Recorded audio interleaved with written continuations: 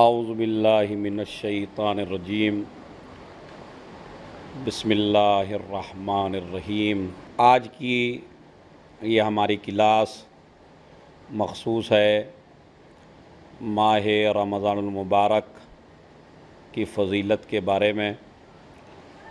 اس لیے کہ یہ شعبان کا مہینہ ہے کہ جو رسول کا مہینہ کہلاتا ہے،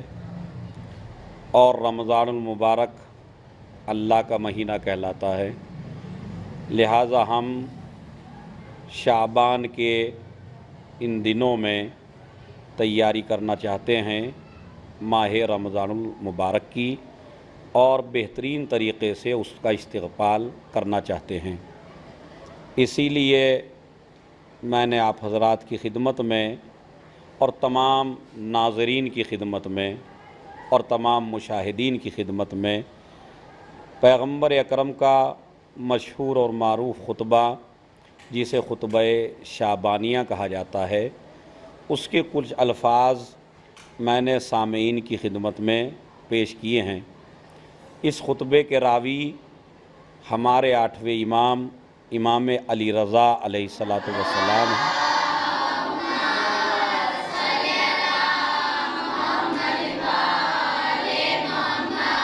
انہوں نے اپنے بابا سے، پھر 7ویں امام نے 6 امام سے، اور اسی طرح یہ روایت پہنچتی ہے مولا کائنات حضرت علی ابن ابی طالب تک۔ انہوں نے فرمایا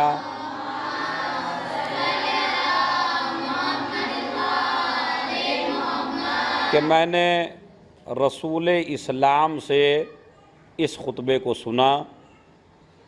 کہ شعبان کا آخری جمعہ تھا، اور پیغمبر اکرم یہ خطبہ ارشاد فرما رہے تھے، ایھا الناس، اے لوگو۔ اس میں پیغمبر اکرم نے یہ نہیں فرمایا اے میرے صحابہ، اے میرے چاہنے والوں، اے مسلمانوں، بلکہ کہا ایھا الناس، اے لوگو، جس کا مطلب یہ ہے کہ یہ خطبہ صرف اس دور کے لوگوں سے مخصوص نہیں ہے، بلکہ یہ ہر انسان کے لیے ہے۔ اے لوگو، ایھا الناس، اے لوگو، قد اقبل الیکم شہر اللہ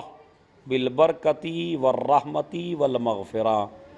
یہ اللہ کا مہینہ تمہارے پاس آ رہا ہے، یعنی ابھی کچھ دن کے بعد اللہ کا مہینہ تمہارے قریب آئے گا اور تم اس میں زندگی گزارو گے۔ لہٰذا یہ اللہ کا مہینہ تمہارے لیے 3 تحفے لے کے آ رہا ہے۔ قد اقبل الیکم شہر اللہ، اللہ کا مہینہ، ویسے تو 11 کے 11 مہینے یا 12 کے 12 مہینے اللہ کے ہیں، لیکن خاص طریقے سے جس مہینے کو اللہ نے اپنا مہینہ کہا اسے ماہ رمضان المبارک کہا جاتا ہے، کہ یہ اللہ کا مہینہ 3 تحفے لے کے آیا، بالبرکۃ والرحمۃ والمغفرہ۔ پہلے تحفے کو برکت کہتے ہیں، دوسرے تحفے کو رحمت کہتے ہیں، اور تیسرے تحفے کو مغفرت کہتے ہیں۔ یعنی برکت کہہ کے بتایا کہ جتنی 11 مہینوں میں آپ کو برکت نصیب نہیں ہوتی، اتنی اس اکیلے مہینے میں آپ کو برکت ہوگی۔ دوسری بات رحمت، جتنی رحمت 11 مہینوں میں بندوں کے اوپر برستی ہے، اتنی خالی اس ایک مہینے میں اللہ کی رحمتیں بندوں پر برستی ہیں۔ مغفرت، ویسے تو اللہ جب بھی بندہ اللہ سے معافی مانگتا ہے اپنے گناہوں کی، تو اللہ اپنے بندے کو معاف کر دیتا ہے، لیکن اس مہینے میں ایسے لوگ کہ جن کے اوپر جہنم واجب ہو چکا ہوتا ہے، یعنی کلیئر ہو چکا ہے کہ یہ آدمی جہنم میں جائے گا، لیکن اگر ماہ رمضان المبارک میں وہ اللہ سے خلوص دل کے ساتھ معافی مانگ لے، تو پروردگار اس مہینے کی برکت سے اس کے سارے گناہوں کو معاف کر دیتا ہے۔ بلکہ بعض روایات میں یہاں تک وارد ہوا ہے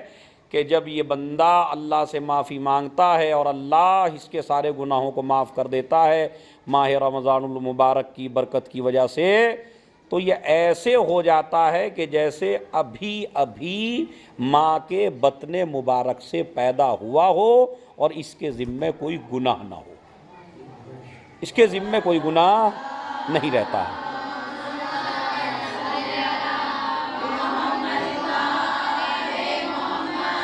یہ ہماری کلاس کا پہلا دن ہے،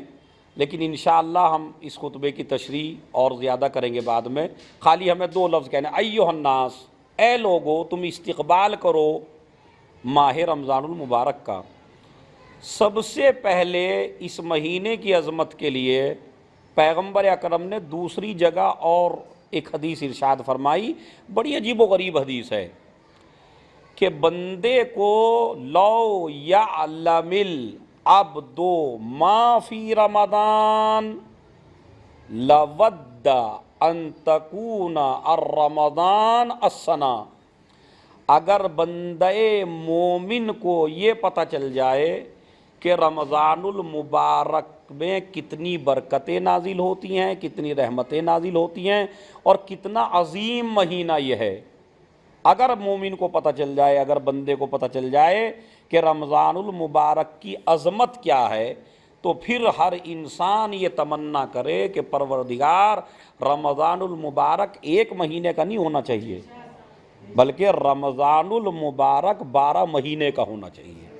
یعنی ہر مہینہ رمضان المبارک کا ہو۔ جس طرح برکتیں اور رحمتیں اور مغفرت اس میں نازل ہو رہی ہے،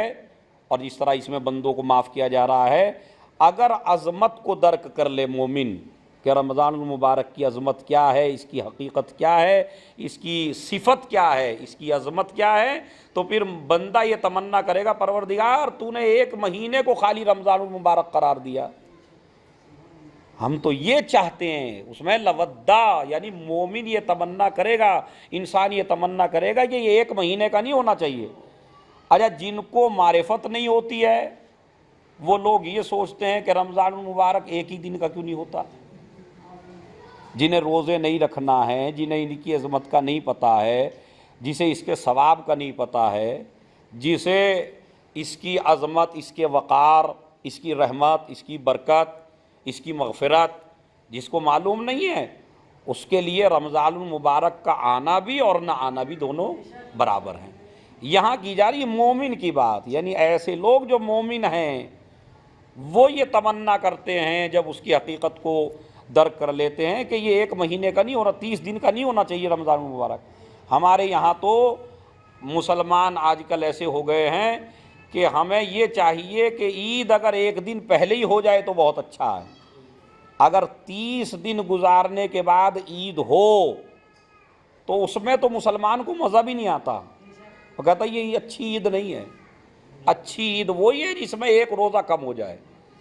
حالانکہ مومن کو ایسے نہیں سوچنا چاہیے، اگر 1 روزہ بڑھ گیا ہے تو اس مومن کو سجدے میں گر جانا چاہیے کہ میرے معبود نے پھر مجھے اس لائق سمجھا کہ میں اس کی عبادت کر سکوں، اس کا روزہ رکھ سکوں۔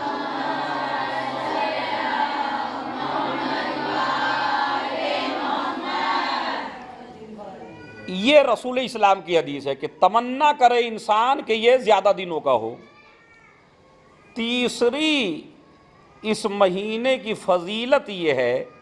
کہ جس کے بارے میں نبی نے فرمایا کہ اس کے جمعے، بلکہ معصوم سے روایت ہے کہ جس طرح 4 جمعے یا 5 جمعے آتے ہیں مہینے میں، تو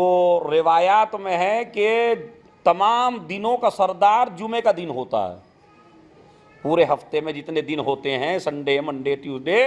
ان میں سب کا سردار ہوتا ہے فرائیڈے، یعنی جمعے کا دن سب کا سردار ہوتا ہے۔ جمعے سے زیادہ، جمعے کو یوم عید کہا گیا ہے، جمعہ عید کا دن ہے، تو یہی جمعہ اگر رمضان المبارک کا ہو تو اس کی عظمت اور زیادہ بڑھ جاتی ہے۔ امام نے فرمایا کہ رمضان المبارک کے جمعوں کو 11 مہینوں کے جمعوں کے اوپر اسی طرح فضیلت حاصل ہے کہ جس طرح رسول کو تمام رسولوں پہ فضیلت حاصل ہے۔